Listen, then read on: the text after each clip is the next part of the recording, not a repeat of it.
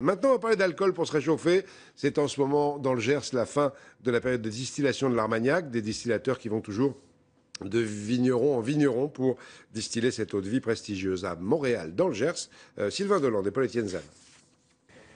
Ils se sont rassemblés autour des 3 tonnes de cuivre du vieil alambic ambulant. Le vin a chauffé dans la colonne, les vapeurs d'alcool ont barboté, comme dit le bouilleur de cru, et au bout de 60 mètres de serpentin, coule enfin la première goutte d'eau de vie d'Armagnac. Les producteurs sont impatients. C'est bon, oui.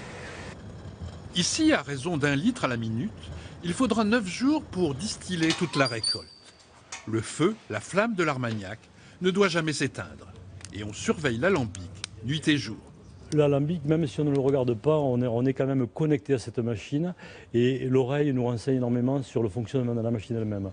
Ça fait que même si on ne s'intéresse pas de près visuellement, on la suit tout le temps par l'oreille.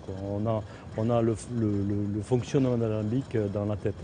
Là, je peux vous dire que ça fonctionne bien.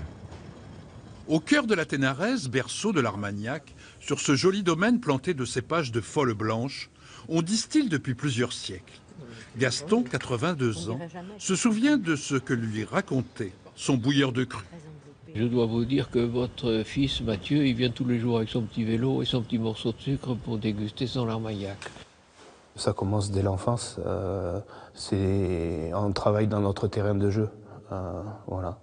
Et petit à petit, notre terrain de jeu devient un outil de travail. Depuis, Martin et Mathieu ont appris à choisir les fûts de chêne du pays, ceux qui feront des Armagnacs, tanniques et ronds.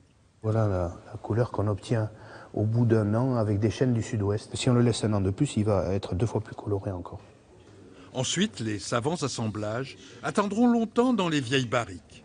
Chaque année, 2 à 4% s'évaporeront. C'est la part des anges qui fait la magie de ce chaleureux emblème de la Gascogne. Et n'oublions jamais que ce sont les Gaulois qui ont inventé le tonneau. Et maintenant, place à notre deuxième série de la semaine. Tous les jours, vous le savez, une